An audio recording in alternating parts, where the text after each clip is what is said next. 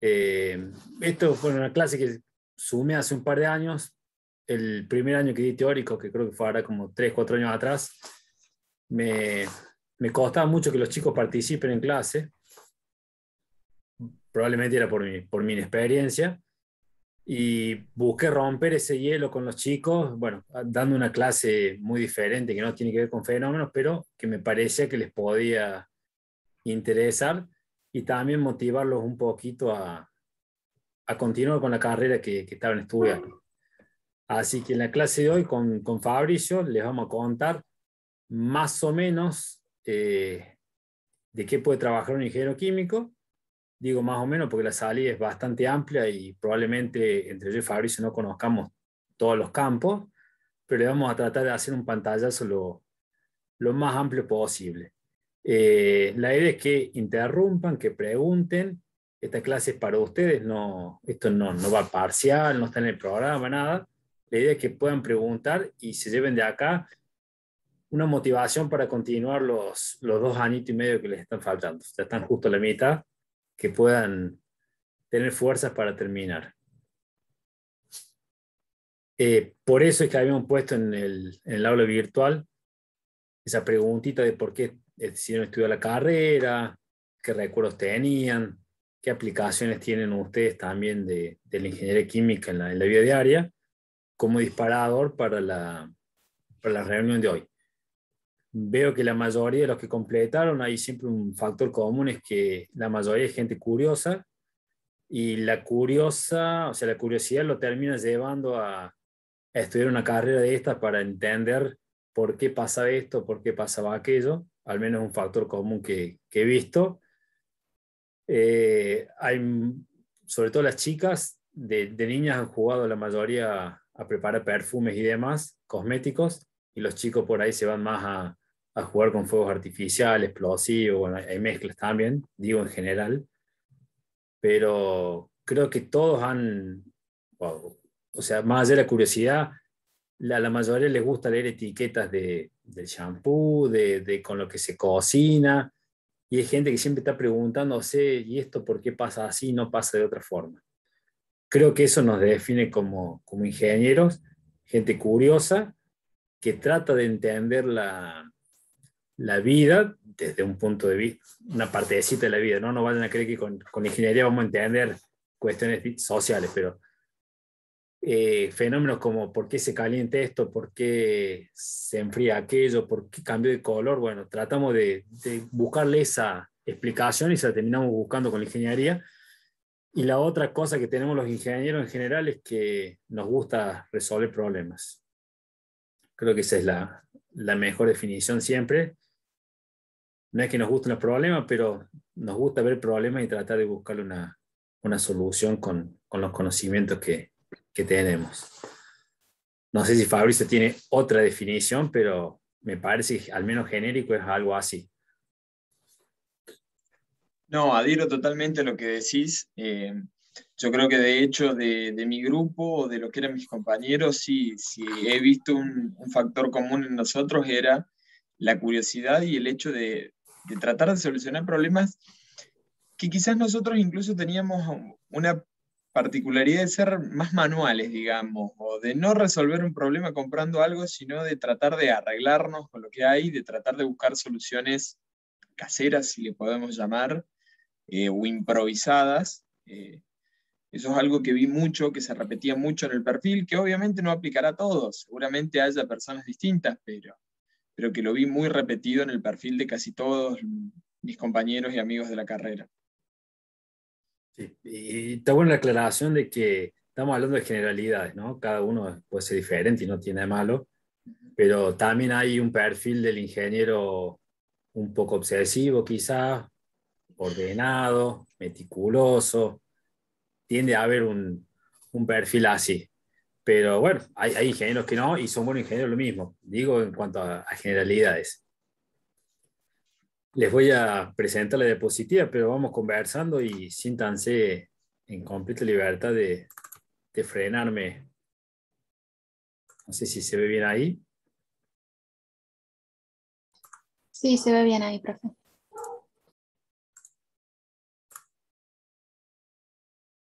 Bueno, voy a tratar de arrancar con qué cosas de la ingeniería química vamos a ver en la vida diaria, traducido un poquito más después en qué asignatura lo ven o cómo es el fenómeno. Tomar mate. Alguno de ustedes mencionó algo, creo que fue ayer. Para ustedes, tomar mate o preparar un mate, ¿hay alguna operación unitaria ahí? Yo porque por ahí se me escapó, pero la ingeniería química es la única ingeniería que ve operaciones unitarias. O sea, la única diferencia que tiene con el resto es las operaciones unitarias. O sea, el único ingeniero que conoce operaciones unitarias es el químico. Entonces está bueno tratar de ver cosas sencillas desde ese lugar y después obviamente dar una vuelta de rosca para como es a nivel industrial. Pero siempre me gusta que se entienda el principio bien básico. ¿Qué operación unitaria les parece a usted que puede haber al tomar mate? Una extracción, profe. Sólido líquido. Una extracción sólido-líquido y hay una más después. Lixiviación. O lixiviación. ¿Y alguna más se le ocurre? Filtración. Hay como una filtración, porque los agujeritos de la bombilla no me permiten que me entren los palitos para que me los tome. Bueno, excelente, Joaquín y el resto que no llega a ver el nombre. Hay una extracción sólido-líquido, que es una transferencia de masa desde el sólido, o sea, desde la hierba al líquido. ¿Y hay un efecto de la temperatura o no hay un efecto de la temperatura?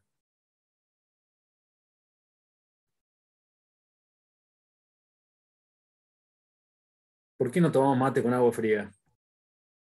Y por lo general, con el aumento de la temperatura, aumenta la extracción, la eficiencia de la extracción. Excelente, Joaquín. Bueno, lo que quiero es que por lo menos le vaya quedando eso. En general, siempre en una extracción, el aumento en la temperatura del solvente mejora la extracción. Yo sé que es muy burdo el ejemplo, pero que ustedes tengan claro ese tipo de cosas les va a aliviar mucho el trabajo después. Y ahora parece una soncera, pero por ahí el día de mañana están hablando de solventes y algún otro producto y se les olvidó que el efecto de la temperatura. Vamos a ver otro ejemplo. Secar ropa, que alguien también creo que había, bueno, en el foro creo que alguien puso secar ropa. ¿Qué operación unitaria les parece que puede haber acá?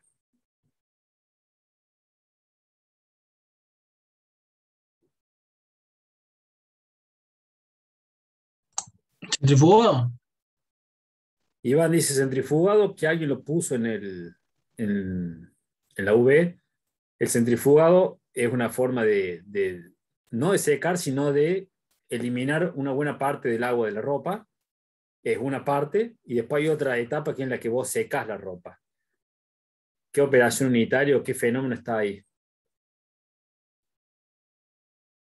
La evaporación. La operación es. Evaporación. Bien.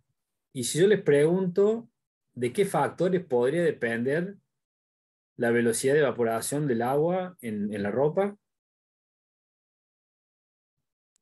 Temperatura, viento. La temperatura. Temperatura es una. ¿Qué más dijeron? Si hay o no viento. Viento.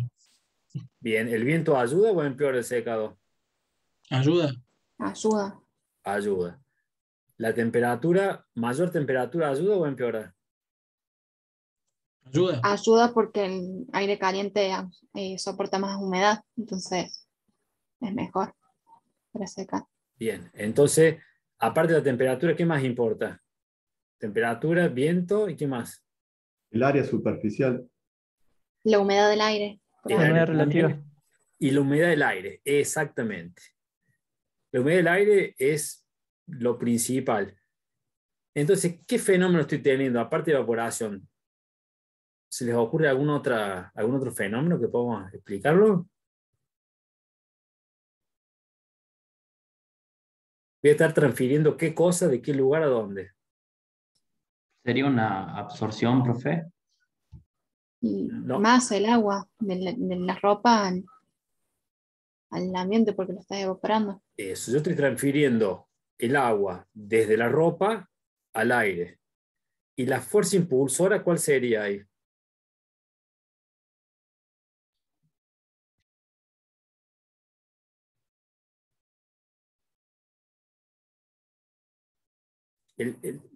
dijimos que cuando transferimos calor hay un delta T.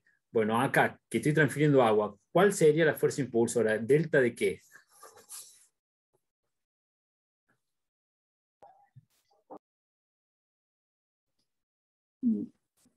¿De concentración?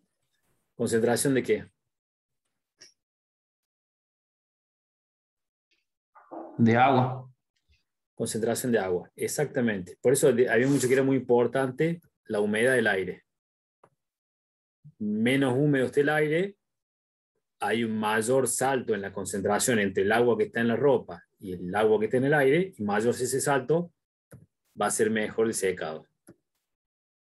La temperatura, como dijo una compañera, a mayor temperatura el aire tiene mayor capacidad de absorber humedad, y el efecto del viento tiene que ver con, ya les voy a mostrar un poquito, pero hay una capita que se genera ahí, justo en la inmediatez del sólido, que está bueno removerla.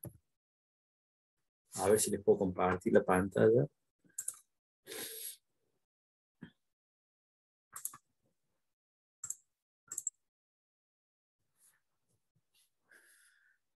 Imaginemos que, groseramente, este es un pedazo de algodón, está húmedo.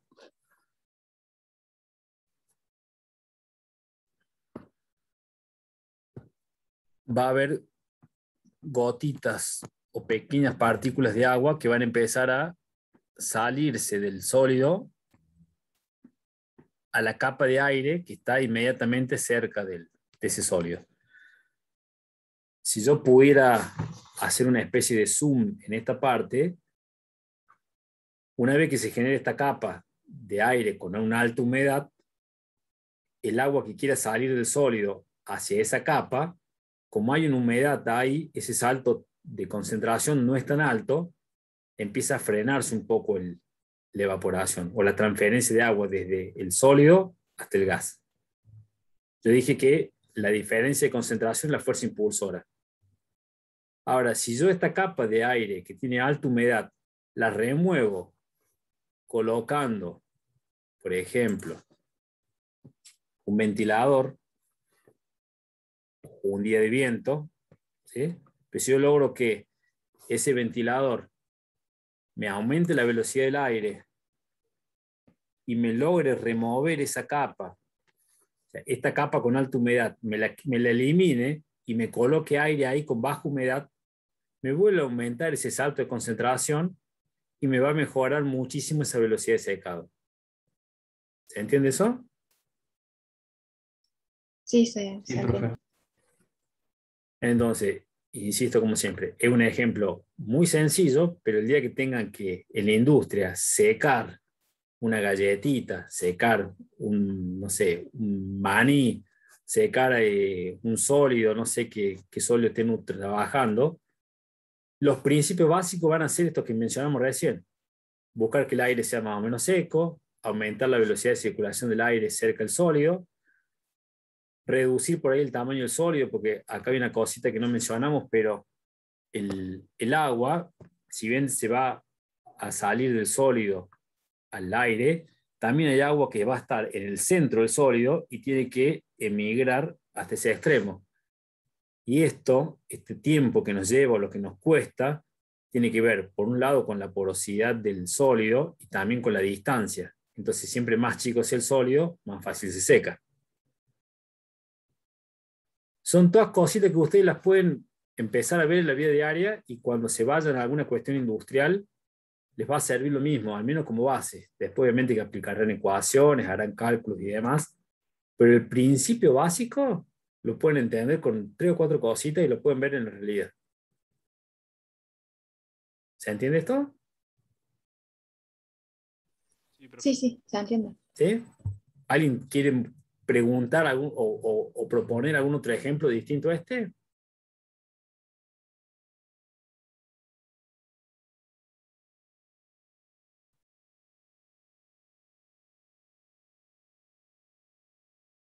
¿No? ¿A nadie se le ocurre nada?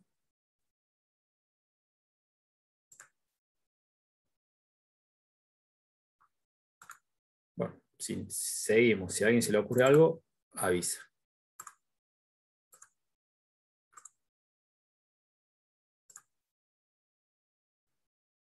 Y para preparar un té, ¿qué les parece?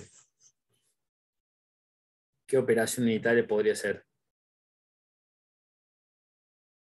Extracción sólido-líquido. Una extracción sólido-líquido, bien. ¿Y de qué va a depender? De la temperatura, De la temperatura del solvente, bien. ¿Y de algo más? de, de por ahí si estamos agitando el saquito o no, puede ser ¿Y qué conviene? ¿Agitarlo o no agitarlo? agitarlo, Bien. ¿Y entendés por qué conviene agitarlo? porque se mezcla mejor entra como mejor el agua al saquito, entra más en contacto con las partes del soluto y estamos incrementando la velocidad de la mezcla esa, la estamos agitando y eso hace que interactúen más, Sí, ¿no? pero está perfecto. Déjame ver, te quiero mostrar. Suponete que el saquito de té fuera esto. En realidad estamos transfiriendo masa desde este sólido al líquido que lo rodea. Tratemos de pensarlo como el del secado de la ropa que vimos recién. Esto está en agua, ¿sí? Este saquito está en agua, caliente. Si yo no lo mezclo, en el solvente que está justo cerquita del saquito, se va a empezar a elevar la concentración de té, teína, lo que tenga, ¿sí? Se va a ir elevando. De hecho, si ustedes se fijan, se ve el color cerca del saquito y el resto sigue estando transparente. Cuando se formó esta capita que está rodeando el saquito, que tiene algo de té, la fuerza impulsora, que sigue siendo la fuerza, el salto de concentración o el delta de concentración, empieza a disminuir y la transferencia empieza a ser baja.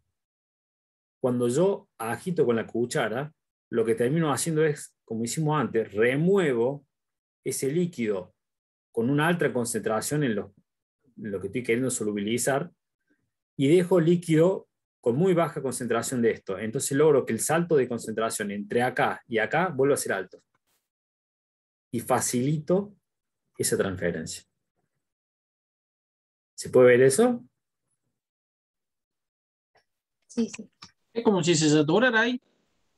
Exactamente. Si vos lo dejás quieto, no es que se satura al 100%, Pero pero se empieza a eso saturar impide un que, poco y disminuye el salto y empieza a ser menor la transferencia. claro, ¿Se entiende? Profe, tengo una pregunta. Sí. ¿Puede ser que cuando se agite hay que evitar que se formen remolinos? Yo te diría que no, porque el remolino que ya vamos a ver, que son las turbulencias, tienden a mejorar el mezclado. Salvo que por alguna cuestión la gente muy amante del té te diga que no, yo desconozco. Pero a nivel de decir, quiero extraer lo que está adentro y pasarlo al agua, conviene que haya remolino. Gracias, profe. No, de nada.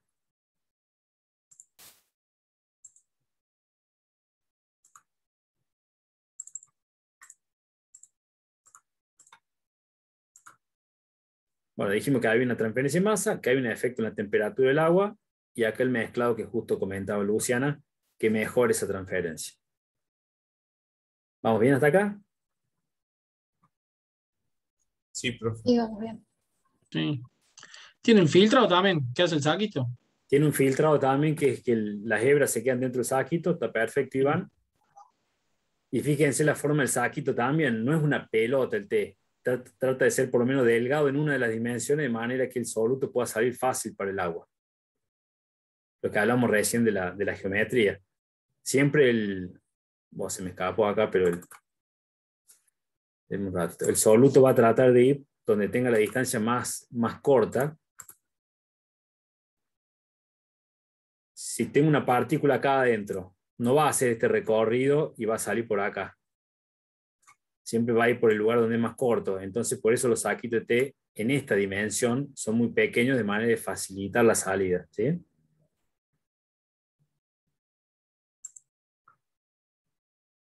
Lo mismo con la ropa, siempre se seca más rápido una prenda que sea más delgada que una prenda más gruesa.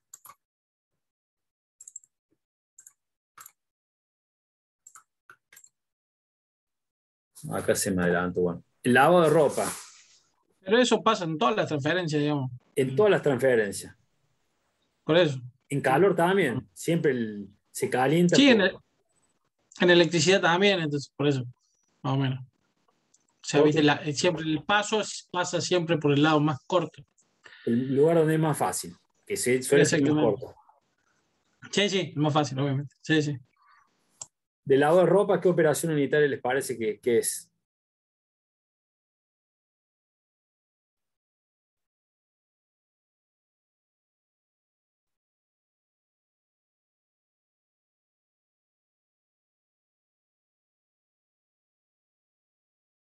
¿No lo vimos ya ese?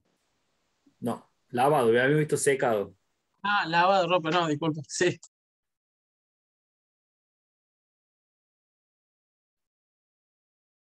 ¿Qué busco remover yo cuando lavo ropa? Y buscar La remover la suciedad, suciedad. la tierra. Hace una transferencia de sólido al líquido. Saco la suciedad de la ropa y ¿a dónde la pongo? En el líquido, en el agua. En el agua, ¿sí? A través del Termino haciendo una extracción sobre el líquido, hago una transferencia de masa de la grasa, de la tierra, de lo que tenga, se la transfiero de la ropa al agua. ¿Y de qué puede depender esto? ¿O cómo puedo mejorarlo?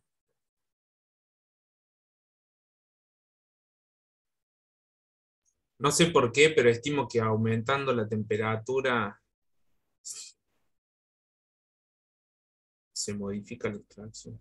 Se modifica, pero ¿cómo? No sé, porque lo hemos visto recién. No el dijimos recién solvente. O que... sea, al aumentarle la temperatura, el solvente extrae mejor. Exactamente, lo dijimos recién y eso aplica para casi todo. La temperatura mejora. ¿Qué otra cosa más? Profe, ahí Y también también puede ser, puede, puede jugar la calidad del jabón, que puede aumentar el- la la solubilidad toma de suciedad, de la digamos, suciedad en el agua. la toma de la grasa también. El uso de un jabón va a aumentar la solubilidad de la grasa y demás en el agua. Eso también suma muchísimo. El agitado también, profe. Alguien tiene el micrófono abierto ahí. Y el agitado, la agitación también. ¿La agitación mejora o empeora? Y es el mismo efecto del saquito de Mejora. té, lo mejora. Bueno, ahí está. Es el mismo efecto saquito de té. Entonces, si se fijan, los 4 ejemplos han sido igual. Una vez que lograron entender de que yo le estoy sacando algo y lo quiero pasar de un sólido a un líquido y tiene que ver con la diferencia en concentración de la grasa o de la tierra en el sólido y en el líquido, que el mezclado favorece, que la temperatura favorece, pasan a entender todos los fenómenos bastante fácil. Más allá que alguno puede tener una particularidad o no, fíjense que más o menos todo termina siendo parecido. ¿Se ve eso? Sí, sí, se ve. ¿Lo habían visto antes? ¿Alguna vez se habían sentado a pensarlo así o no? Tan detalladamente, ¿no? Claro, sí. Sí, pero no al extremo del detalle. Bueno, espero que a partir de ahora miren un poquito más las cosas, a ver si le encuentran otra vuelta. Este es otro ejemplo un poco diferente, conservar una bebida fría, que seguro que les ha pasado más de una vez que han querido conservarla. ¿De qué depende y cómo lo pueden mejorar? ¿Qué fenómeno de transferencia tiene ahí? Transferencia Una de transferencia de temperatura, de energía, calor. hablando del calor. ¿Transferencia de energía o de Y calor? depende del recipiente, por ejemplo, en el que lo pongamos. No es lo mismo ponerlo en una taza, en un vaso, que en una botella aislada, en un termo, en un vaso térmico. Depende del material del recipiente, si está cerrado, si está abierto, si es muy buen aislante o no. O sea que tiene algo que ver con el recipiente y su conductividad térmica. Le vamos a poner un nombre más correcto, pero está perfecto, Luciana. ¿Te parece? Sí, Acá me pone Franco, que también tiene que ver con la superficie. También Franco, a mayor superficie, mayor transferencia de calor. Pero ¿cuál es la fuerza impulsora de la transferencia de calor?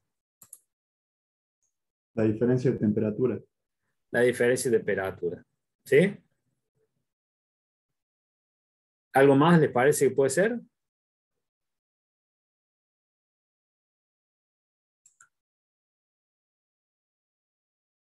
La velocidad del aire podrá influenciar que se caliente más rápido, ¿no? Sí, porque Sí, pues le puede aumenta la extraer transferencia. energía.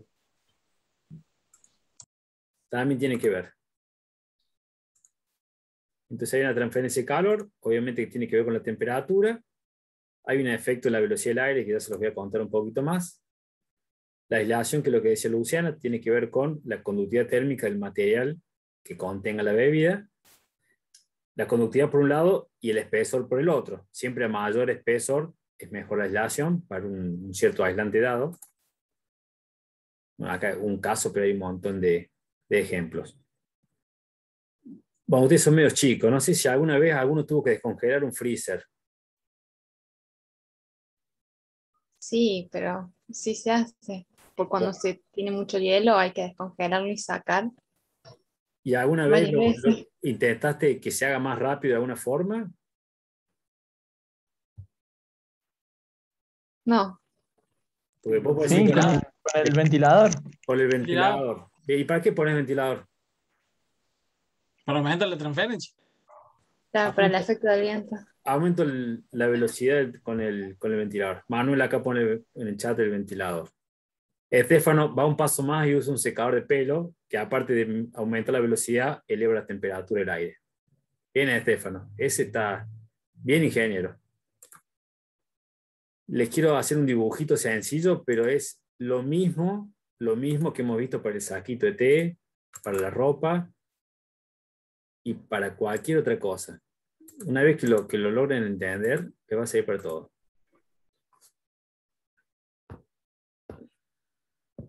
Imaginamos que tengo horrible, pero esta es una botella con una bebida que la quiero conservar fría en un día de calor. Dijimos que la fuerza impulsora va a ser el salto térmico entre la temperatura del líquido y la temperatura del aire.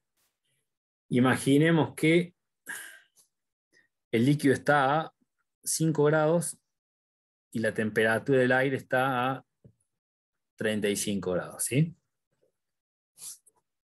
Yo dejo la botella ahí y va a pasar que el aire que está muy cerca de la botella, todo el aire que rodea, se va a empezar a enfriar. De 35, quizá el aire que está acá cerca esté en 10, en 15, va a ir variando un poquito, pero va a estar más frío que los 35.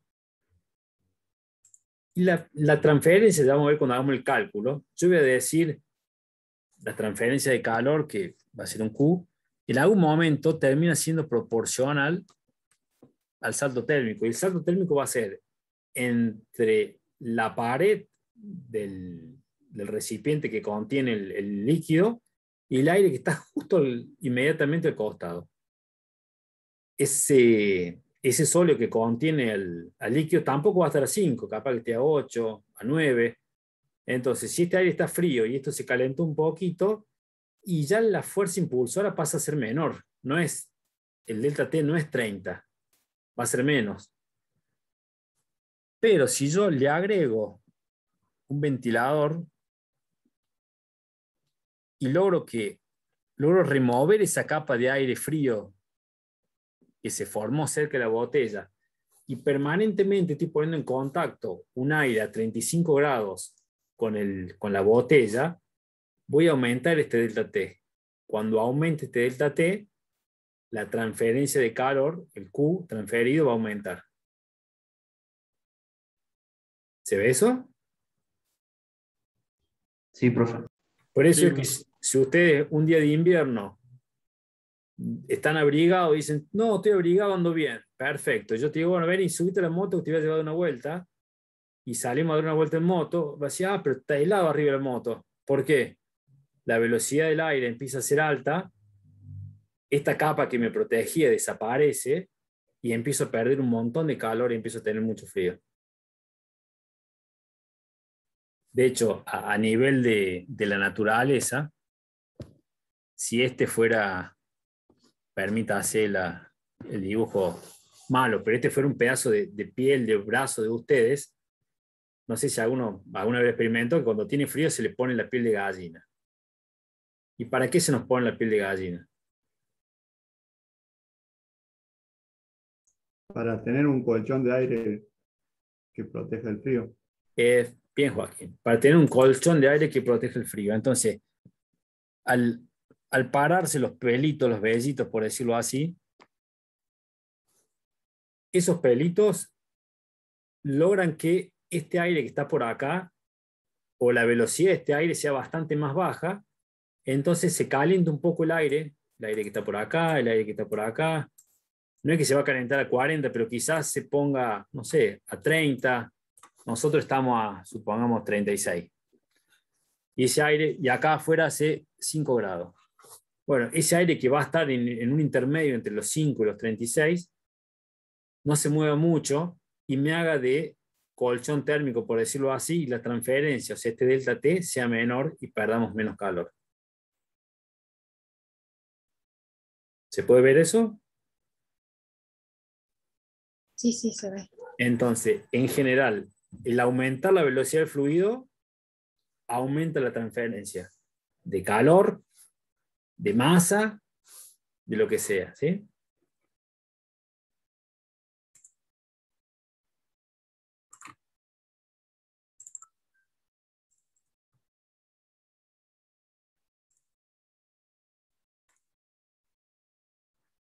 Este es un ejemplo un poco diferente también, pero no sé si alguno tiene alguna pecera y bueno, siempre se usa un aireador. Si alguien nos quiere explicar para qué.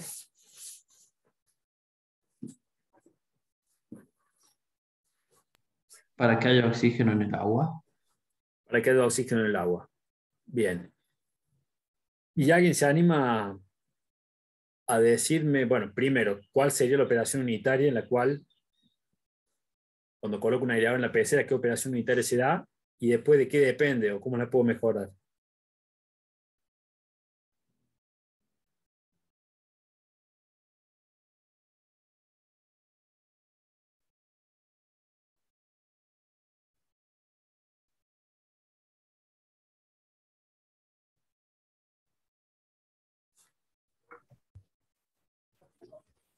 Si es para que haya oxígeno en el agua, entonces tenemos que estar hablando de una transferencia de masa, sería el oxígeno, Ya está transfiriendo masa. del gas, que es el absorción. aire, al líquido, que es el agua.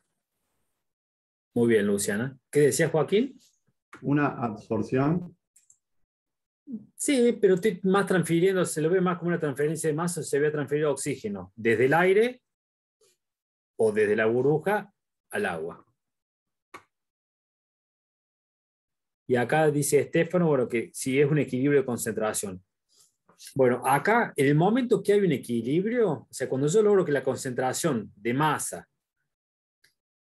o sea, que el delta de concentración sea igual a 0, o que el delta T sea igual a 0, o que el delta de cantidad de movimiento sea igual a 0, deja de haber transferencia. O sea, en el momento que yo tengo la misma cantidad de agua en la prenda que en el aire, deja de haber secado.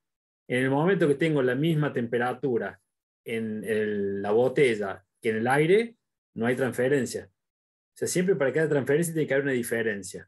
Si yo logré el equilibrio, no hay más transferencia. Entonces decíamos acá que sí hay una transferencia de masa desde el gas hacia el líquido. ¿Y cómo puedo mejorar yo esto? No sé si alguno tiene que haber tenido una pecera porque si no está matando el aire. ¿Cómo?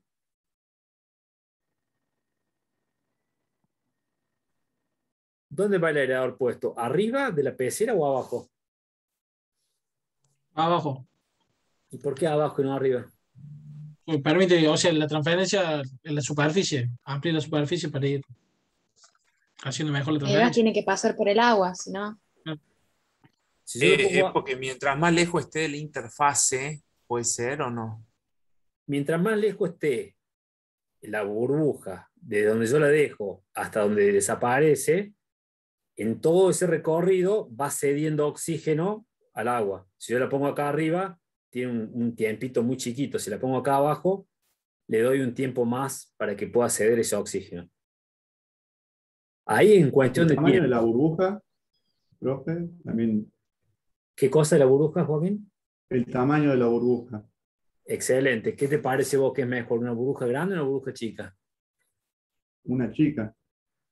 Efectivamente, más chica sea la burbuja, termino teniendo una mayor área específica, por decirlo así, y mejora muchísimo la transferencia.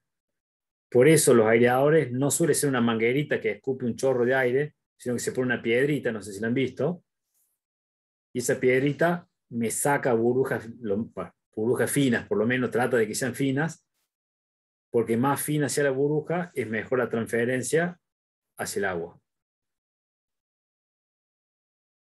Profe, ¿puede ser que si aumenta la temperatura el oxígeno es menos soluble en el agua? En el caso ese, sí. Acá igual estamos hablando de solubilizar un gas en un líquido. Todo lo que vimos hasta ahora era más bien un líquido o un sólido que lo absorbía en un líquido. Acá es el único caso que es un gas. Y la solubilidad del oxígeno en el agua disminuye con el aumento de la temperatura. Entonces, en este caso, sería no conveniente. Igual, los peces tienen una temperatura en la cual viven, no podemos subirla o bajarla para mejorar la oxigenación, ¿no? No se les ocurre eso. No sería una variable a modificar. Sí, profe, se Pero entiende. bueno, pero eso de la temperatura lo podemos ver, por ejemplo, en las gaseosas. Cuando abrimos la gaseosa, si está fría, es como que no se va a escapar, digamos, tanto el gas de la botella, como que no va a tender a separarse tanto que si está natural o está un poco tibio en un día caluroso. ¿Sí? De hecho, si vos querés sacarle la mayor cantidad de oxígeno disuelto al agua, la tenés que calentar casi hasta hervir o hervirla mucho tiempo y le dejas muy poco oxígeno disuelto. La gente que toma mate, que es muy, muy exigente, que se queja cuando sirvió el agua, básicamente viene por ahí. Se les fue el oxígeno disuelto y según ellos les cambia el sabor. Yo no llego a tener un paladar tan fino, pero bueno, hay gente que sí se da cuenta. Viene por ahí. Se calentó tanto que casi no queda oxígeno disuelto. ¿Vamos bien hasta acá? Sí, Sí, profe. Sí, profe. Bueno, esto ya lo mencionamos todo. Bueno, antes de avanzar, porque por ahí uno dice, ¿y esto qué tiene que ver con la realidad? Ya van a ver en cuarto o en quinto. Capaz que Fabricio está más al tanto. Biotecnología, Fabricio, en cuarto, ¿no? Cuarto. Sí, Cuarto. el año que viene, digamos, van a tener operaciones 1, 2, IRQ y biotecnología y calor, que es todo esto al detalle. Esto que estamos viendo es 1 más 1 y el año que viene van a ver las integrales de funciones complejas. Pero me gustaría que por lo menos cuando lleguen a la clase entiendan el fenómeno básico, después aprenderán el resto. Cuando vean se me escapó el nombre, biotecnología, Biotecnología, sí. bueno, van a ver reactores biológicos. Hay varios tipos de reactores biológicos, pero hay un tipo de reactor biológico que es aeróbico.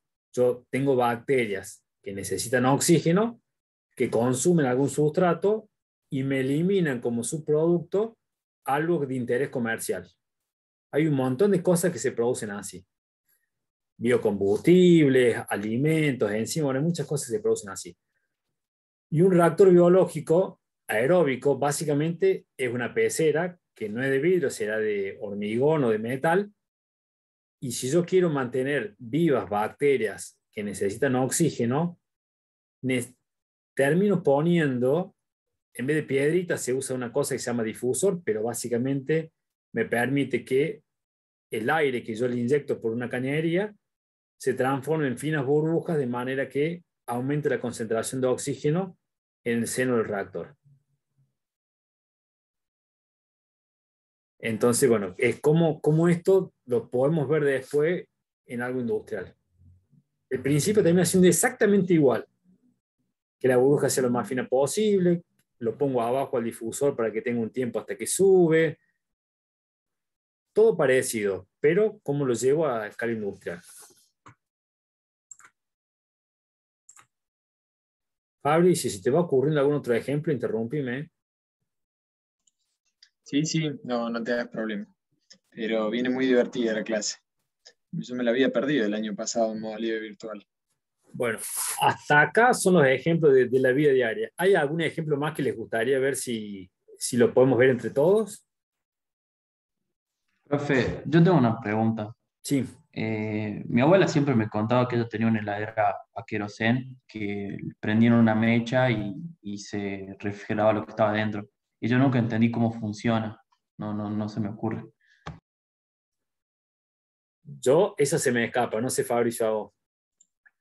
Mirá, si tuviera que dar el detalle fino, a mí también se me escapa un poco, pero el principio que usan esas heladeras es el de que con el quemador hacen un cambio de fase en el líquido que tienen como refrigerante y después aprovechan la condensación. O sea, lo que hace una heladera común, digamos, con su compresor y con su evaporador, bueno, sé que en una parte elevan la temperatura, hacen un cambio de fase y después claro, al enfriarse el fluido, al generar el cambio de fase, consume, ¿cómo sería esto?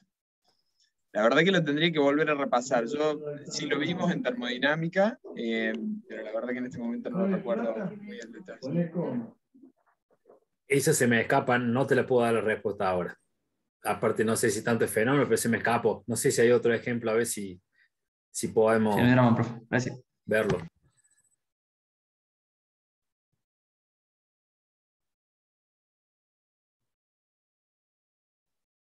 De todo lo que hablamos, a ninguno se le ocurre otra cosa. Decir, che, alguna vez se me ocurrió pensar en tal cosa, ¿será así o no? ¿No hay ningún ejemplo? ¿Quieren ver?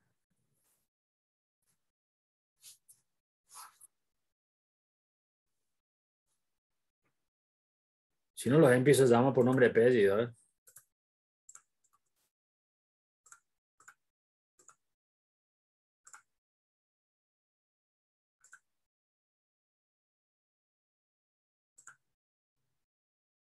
Juliano Sapiens, a ver, ¿qué opina Juliano Sapiens de esto?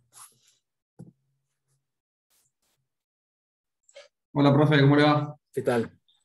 Bien, recién llego al laboratorio de microbiología. No sé, no estaba siguiendo la charla. Listo, te salvaste. Bueno, acá lo tengo a Hernán Vivas, a ver que lo estoy pudiendo ver por lo menos. Hola, profe. No, la verdad que no se me ocurre otra duda. Sí tengo una que no sé si escapa la materia, que es que cuando uno pone el saquito en la té, el saquito de té en la taza, y le echa agua caliente, el saquito se infla. ¿Ese fenómeno a qué se debe? Probablemente, después Fabricio me ayudará, pero probablemente dentro del saquito hay aire. Cuando le tira agua caliente, ese aire se expande cuando aumenta la temperatura y no puede salir rápido porque tiene que atravesar los pequeños huequitos del papel. Por eso se infla un poquito como un globito. Esa es la explicación que le encuentro yo. Vamos a ver Sí, si apoyo, hubiera contestado exactamente lo mismo. No sé si con un fundamento muy alto, pero la misma respuesta. Genial, profe. ¿Alguien más tiene algún otro ejemplo que quiera proponer? Profe, yo tengo una pregunta. Por ejemplo, en los talleres, cuando sacan combustible de los tanques, ¿por qué soplan el tanque para que empiece a salir el combustible? Bueno, esa la vamos a ver un montón de veces, pero es sencilla.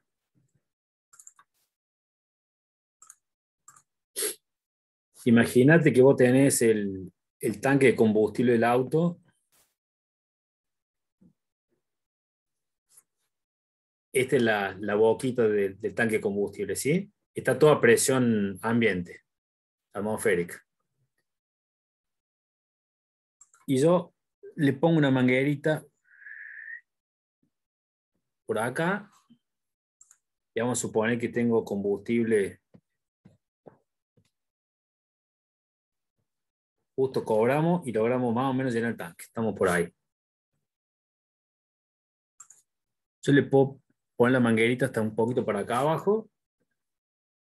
Y digo, ¿cómo hago para que? Porque una forma, ¿cuál es? Chupar. Yo chupo por este extremo, con lo cual genero un vacío, una presión menor a la atmosférica acá.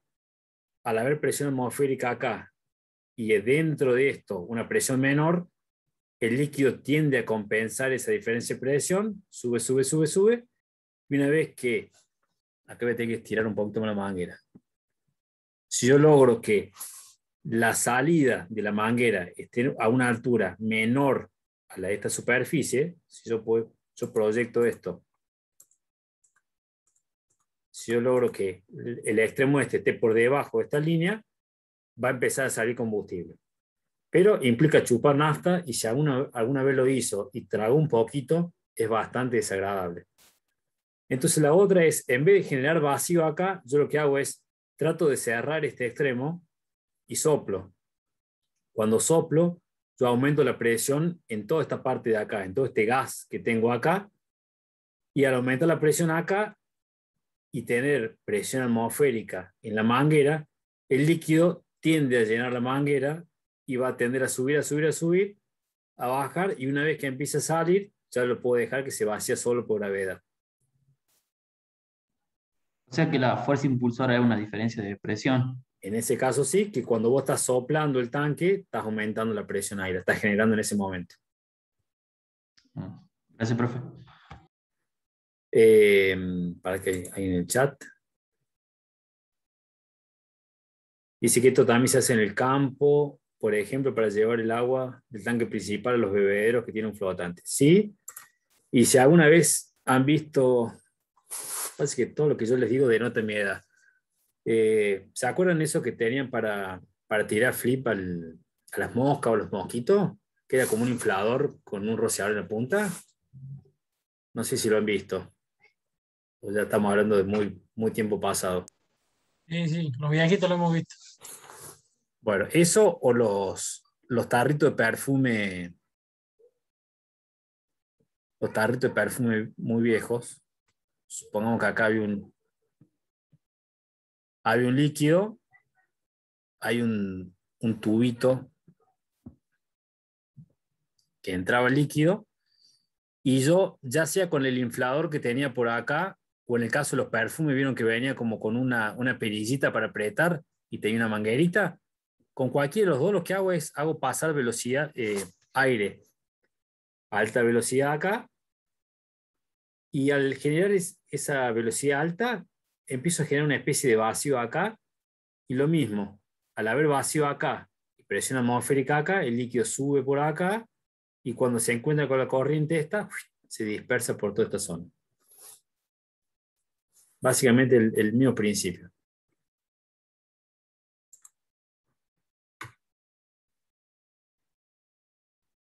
¿Alguna otra cosa que quieran conocer?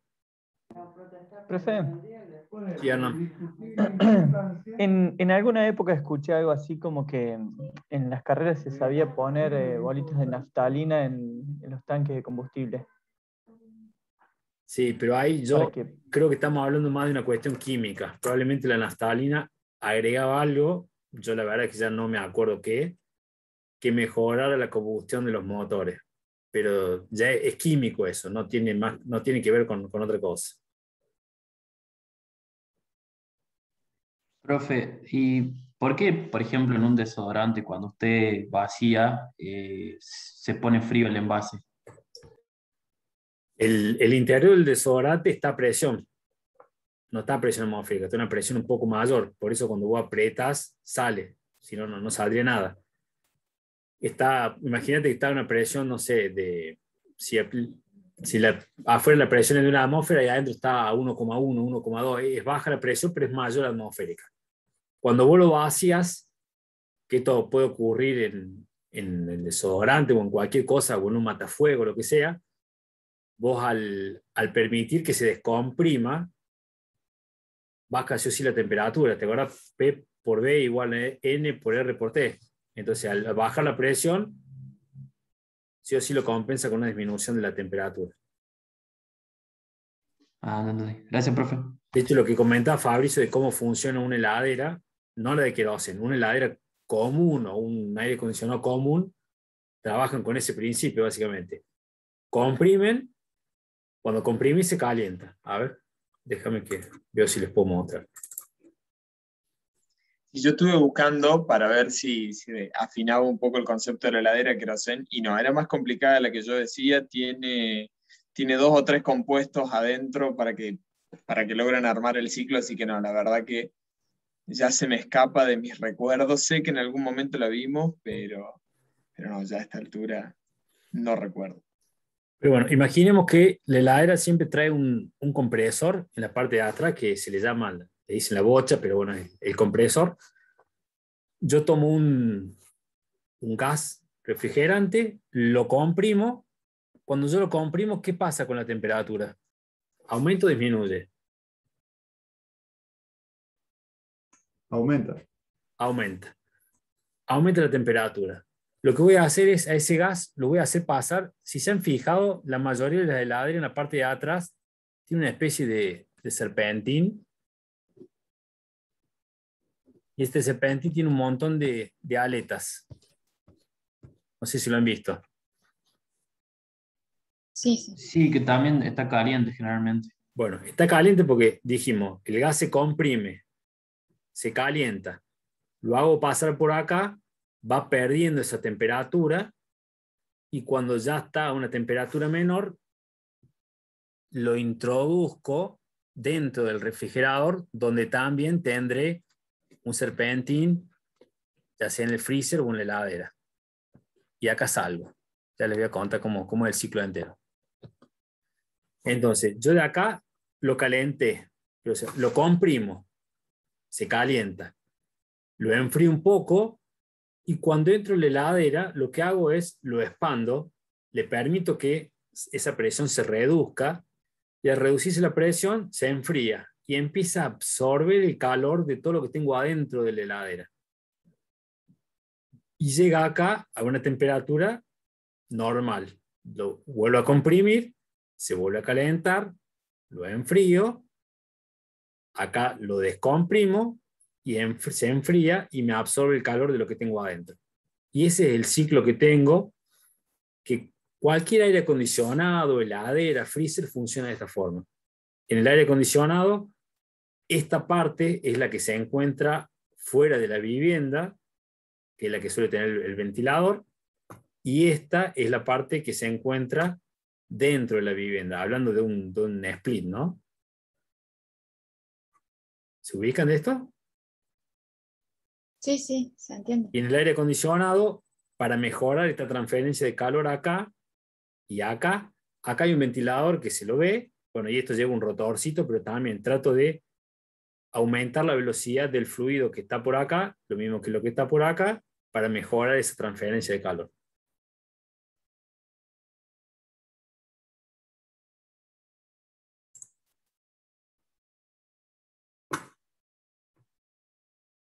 ¿Alguna otra cosa que quieran conocer?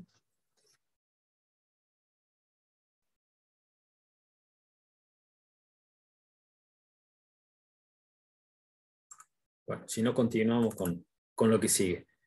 Me gustaría que les comentara un poquito de en qué podrían trabajar el día que se reciban. Yo hoy saco una clasificación, pero bastante arbitraria, no tiene por qué ser así, pero bueno, al menos a mí me ayudaba a ordenarlo un poquito. Básicamente hay, al menos para mí, dos grandes áreas o dos grandes formas de trabajar. Una es de manera dependiente o en relación de dependencia, en las cuales, que es por ahí la más común, ustedes pueden ser empleados de una empresa, empleados de una universidad, del gobierno, bueno, de distintos organismos. Y dentro de esa empresa o de ese organismo de gobierno, ustedes podrán dedicarse más bien por rubro a hacer investigación, a la docencia o a la industria. Probablemente en esta partecita, o sea, en la industria de manera dependiente, es donde se encuentra la mayor parte de los ingenieros químicos que están trabajando. No sé, Fabricio, la experiencia que vos tengas, pero creo que ahí se focaliza la mayor parte. Sí, sí, de mis compañeros también. ahí es donde está el grueso.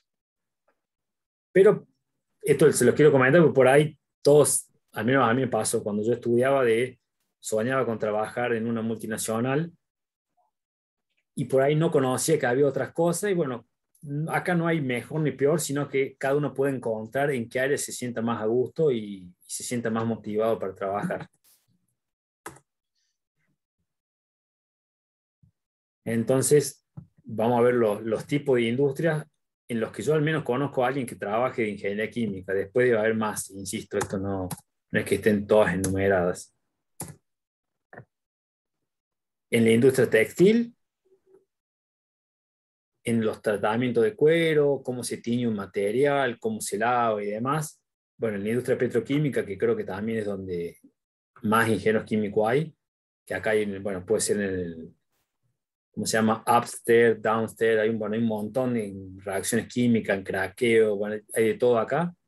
En la industria del automotor, por ahí en esta parte se trabaja en todo lo que es pinturas de auto, tratamiento para el chasis, y por ahí en el área de calidad, higiene y seguridad, ambiente. En la industria del petróleo también hay mucho ingeniero químico. En la minería, curtiembres, farmacéuticas también, metalmecánicas, en la parte de materiales. Ustedes por ahí no se van a dar cuenta, pero cuando terminen de cursar quinto, los ingenieros químicos conocemos bastante de materiales, propiedades de un plástico, propiedades de los metales, deben haber visto en fisioquímica un diagrama ternario, entonces conocemos bastante de materiales. En industria alimenticia también se puede trabajar, y hay más todavía. No sé si Fabricio tenés alguna más presente, pero debe haber más seguro. Perdón, seguramente haya más, pero sí, a ver, en grandes rasgos es más o menos en donde se ubican mis compañeros. Sí hay algunas quizás que están teniendo un poco más de movimiento ahora, pero que se podrían clasificar también como alimenticias o más o menos, que es el tema de los granos. Este país tiene mucha cosecha y hay empresas grandes, bueno, dentro de las multinacionales está Cargill, está Monsanto, hay muchas aceiteras, por ejemplo, que bueno, pueden catalogar también como alimenticias, ¿no? Pero es una salida muy grande las aceiteras, por ejemplo. O biocombustibles, ahora también es algo que en la provincia de Córdoba se está desarrollando un poco más.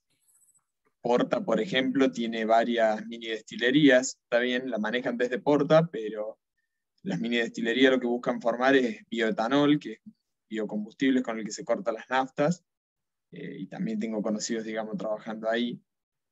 Tenemos la suerte de que tenemos un abanico muy grande de posibilidades en nuestra carrera.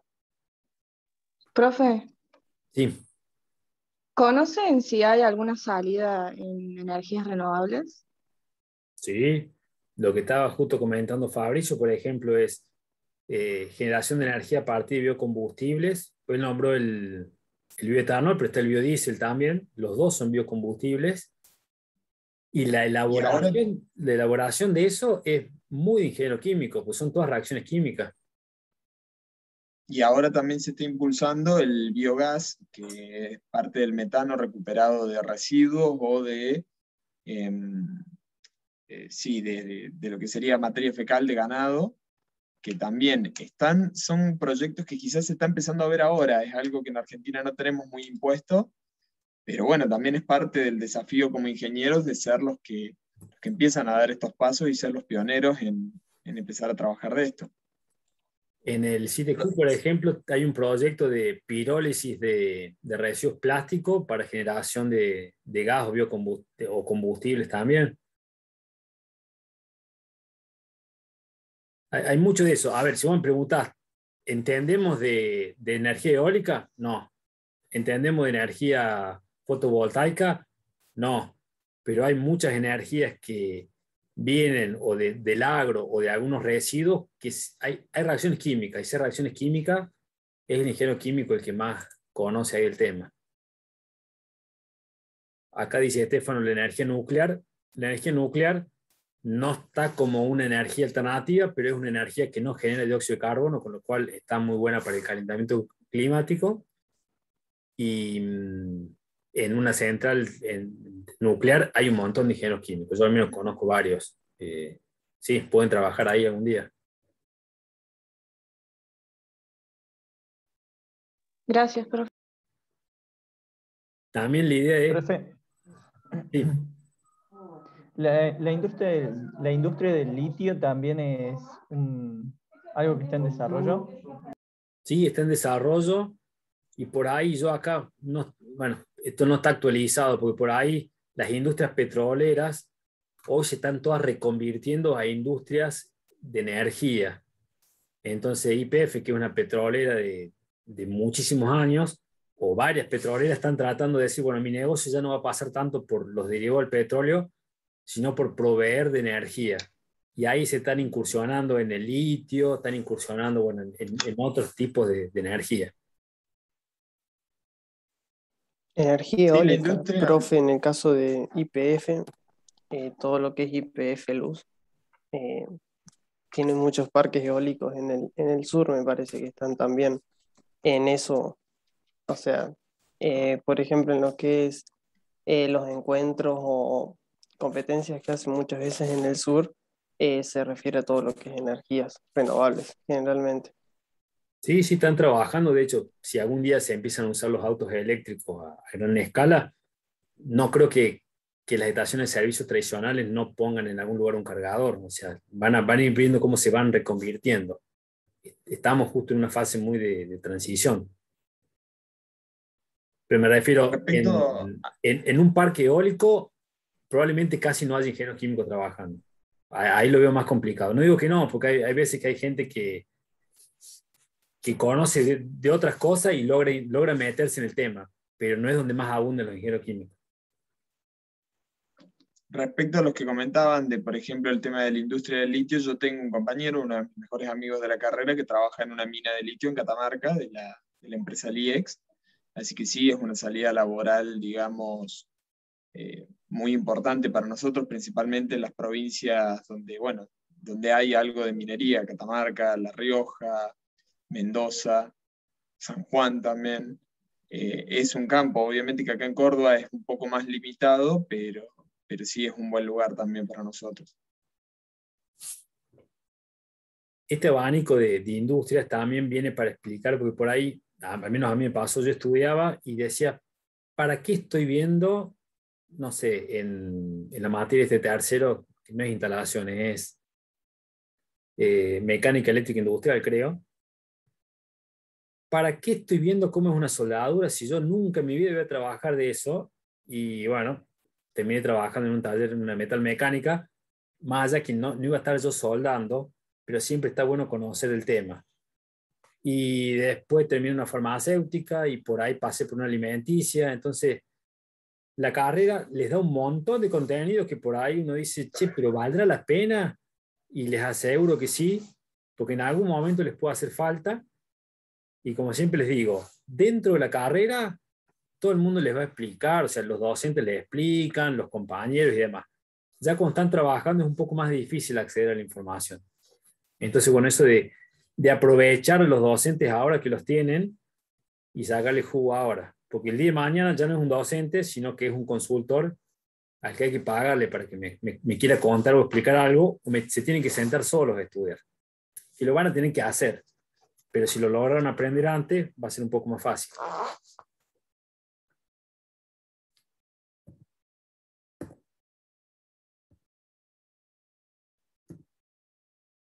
Recién vimos tipos de industrias. Ahora, en cada industria, las industrias se dividen en un montón de áreas y me gustaría mostrarles algunas en las que pueden trabajar. Insisto, también no son todas.